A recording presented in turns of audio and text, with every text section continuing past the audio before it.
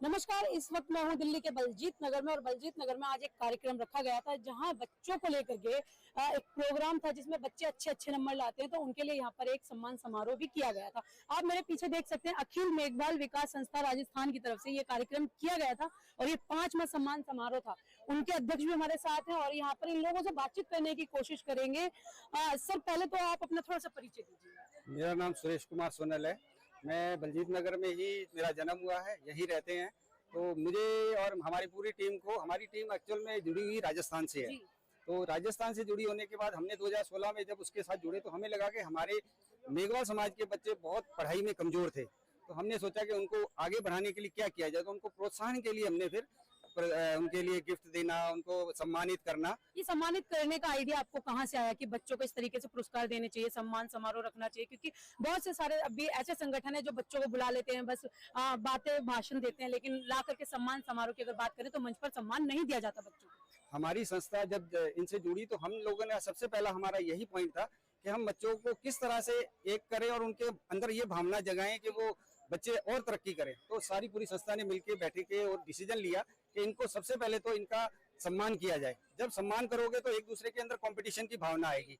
हमने वो कंपटीशन की भावना से पहले हम 3 गोल्ड नहीं देते थे, उसके बाद हम वैसे देते थे, पर उसके बाद हमने धीरे धीरे आगे करते करते पहले सीजन में हमारे 40 ही बच्चे थे, फिर उसके बाद 60 के करीब हुए, पिछली बारी हमारे 80 के करीब थे, इस बारी 78 के करीब है। बट फिर भी हम कंटिन्यू कोशिश कर रहे हैं कि आए भी। हमने 10th के लिए, 12th के लिए, ग्रेजुएशन के लिए, गवर्नमेंट जॉब के जितने थे उनको भी लिया। अभी कुछ नहीं आए होंगे, नेक्स्ट टाइम में उनको भी हम और जोड़ेंगे और साथ में पूरा करने। अच्छा, जैसे कि मंचों पर जो लोग सम्मान समारोह अपने जैसे रखते हैं कई बार, तो वो उसमें गोल्ड की जगह एक अगर हम बात करें तो वो नकली गोल्ड होता है। लेकिन यहाँ पर हमने देखा और सुना भी कि गोल्ड और सिल्वर की जैसे बात हुई थी, तो कितना गोल्ड का आप लोगों ने मेडल यहाँ बांटा और सिल्वर?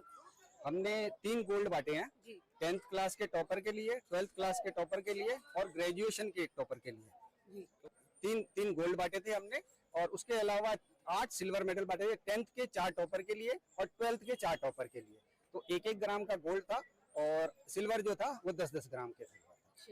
हमारे साथ नारायण जी भी हैं और नारायण जी से भी बात करने की कोशिश करेंगे। सर, आप अपना पहले थोड़ा सा परिचय दीजिए। मेरा नाम नारायण राठौर, मैं इस संस्था का मुख्य संरक्षक हूँ और ये 2016 से हम राजस्थान से बिलोंग करते हैं। और राजस्थान में जब प्रतिभा सम्मान समारोह होते थे और हम जब यहाँ थे तो हमें भी लगा कि जब वहाँ पे अपने समाज के लोग मिलकर अपने समाज के बच्चों को सम्मानित करते तो हम भी यहाँ पे इतने तादाद में लोग रहते तो यहाँ भी तो हमारे बच्चों का सम्मान होना चाहिए।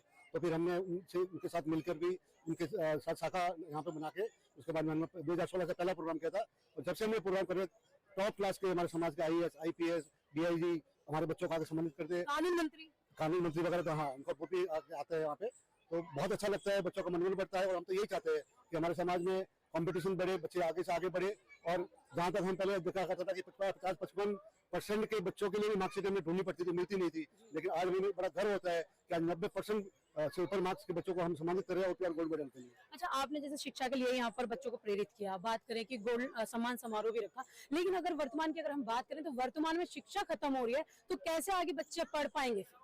शिक्षा खत्म हो रही है, शिक्षा तो खत्म नहीं हो, शिक्षा तो चल रही है, बस में है कि नौकरियां खत्म हो रही है। नहीं, नौकरियां तो खत्म हो रही है, लेकिन शिक्षा की अगर हम बात करें, पहले गवर्नमेंट स्कूल में बच्चे पढ़ते थे, आज गवर्नमेंट स्कूल के बच्चों का हाल ये है कि वो फर्स्ट या सेकंड की हम बात करें उनके बच्चे सही से जवाब नहीं दे पाते। लेकिन अगर इंग्लिश मीडियम स्कूल की बात करें तो उनके बच्चे पहली और दूसरी के भी मतलब 5th क्लास के बच्चे। हाँ, ये तो है, मानते इस बात को कि ट्रेड ऐसा हो गया कि हर पेरेंट्स है उनकी इनकम भी कम रहेगी तो वो चाहता है कि इनको सरकारी स्कूल में से छोड़कर प्राइवेट स्कूल पढ़ाया जाए, ताकि क्योंकि वो जो पेरेंट्स होते थे उस जमाने के जब उनको सरकारी मतलब स्कूलों में पढ़ना पड़ता था, क्योंकि उनकी भी आर्थिक स्थिति कमजोर होती थी या कोई भी इनको साधन नहीं होता था। लेकिन आज इतनी अच्छी स्कूलें खुल के तो हर पेरेंट चाहता है कि बच्चा अच्छे स्कूल में पढ़े। चलिए, एक सवाल और मेरा आपसे कि आप जैसे राजस्थान से हैं, आपका जो मेघवाल समाज है सबसे ज्यादा राजस्थान के अंदर है, तो राजस्थान के अंदर ही शिक्षा को लेकर के एक इंद्रजीत मेघवाल नाम का बच्चा था जिसको घड़ा छूने पर, पानी पीने पर मार दिया था एक टीचर ने। तो कैसे इस तरीके से मेघवाल समाज के बच्चे और जो राजस्थान की बात करें वहां से शिक्षित हो पाए? नहीं, बिल्कुल सही बोला आपने, जो आप बता रहे हो ये हमारे सत्र का ही मामला है। 12 गाँव में ये हुआ था वहाँ पे, लेकिन अब वो हुआ था, चलो वो एक साजिश थी, लेकिन अगर उस साजिश का शिकार हो गया। लेकिन अभी हमारे बच्चे ऐसा कुछ नहीं है कि अगर सामने से आके मुकाबला करेंगे तो डरने वाले नहीं है, लेकिन वो ये तमाम बहुत सारी घटनाएं ऐसी है कि लगातार निकल के आती है दलित समाज की। आए दिन कोई ना कोई अत्याचार होता है, आए दिन कोई ना कोई समाज का, अगर दलित समाज की अगर बात करें तो दलित समाज में 1000 से भी ज्यादा जातियां जिसमें लगातार कोई ना कोई उत्पीड़न होता रहता है। तो इसमें जो छुआछूत है ये कैसे खत्म होगा? क्योंकि आज जैसे यूसीजी का मुद्दा उठ रहा है, लगातार भारत के अंदर यूसीजी का लोग विरोध कर रहे हैं, लेकिन वो तो भेदभाव को लेकर के है ना, जाति को लेकर के नहीं है। नहीं, आपने बहुत अच्छी बात बताई कि जो भेदभाव का भावना हो रही है ये इसका कैसे होगा। तो यही है कि जब बच्चे पढ़ेंगे बाबा साहब के ज्ञान से, अगर वो पढ़ने की कोशिश करेंगे तो आगे रास्ता निकलेगा कि अगर हमारा बच्चा ऐसा हो जाए तो उसका निवारण कैसे हो सकता है। जैसे आज हमारे बच्चा लॉयर बन गई है तो उनको सब पता है कि हम भले ही जाति से अनुसूचित जाति में आते हैं, लेकिन हमारे लिए बाबा साहब इतना कुछ अच्छा करके गए, उनके बाबा साहब के जो नियमों के अनुसार अगर हमने जंग लड़ी तो हमें कोई हरा नहीं सकता। बाबा साहब के नियमों के अनुसार अगर हमने जंग लड़ी तो हमें कोई हरा नहीं सकता। अच्छा, एक सवाल चलते चलते सर से और ले लेते हैं। अगर जैसे आपकी संस्था के साथ, जो आपकी मेघवाल विकास संस्था है, इसके साथ लोग जुड़ना चाहें तो वो किस प्रकार जुड़ सकते हैं, किस तरीके से आपके साथ हिस्सा ले सकते हैं? हमारी संस्था अभी में हमने बलजीत नगर में ही हमने इनको रखा हुआ है, मेघवाल समाज ही को ही हम जोड़ते हैं।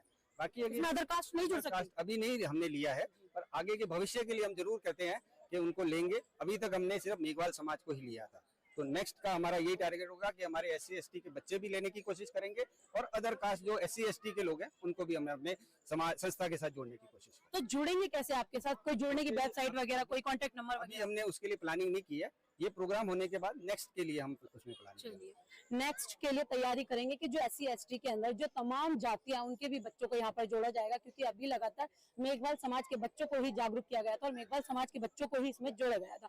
अगर आप हमारे चैनल पर नए हैं तो चैनल को सब्सक्राइब करें और वीडियो को ज्यादा से ज्यादा शेयर करें, ताकि आप लोगों को पता लग सके कि किस तरीके से जो SC/ST समुदाय के लोग हैं या अन्य जाति जो SC/ST के अंदर आती है वो किस तरीके से जागरूक हो रही है और किस तरीके से अपने समाज को जगाने में कामयाब हो रही है। धन्यवाद।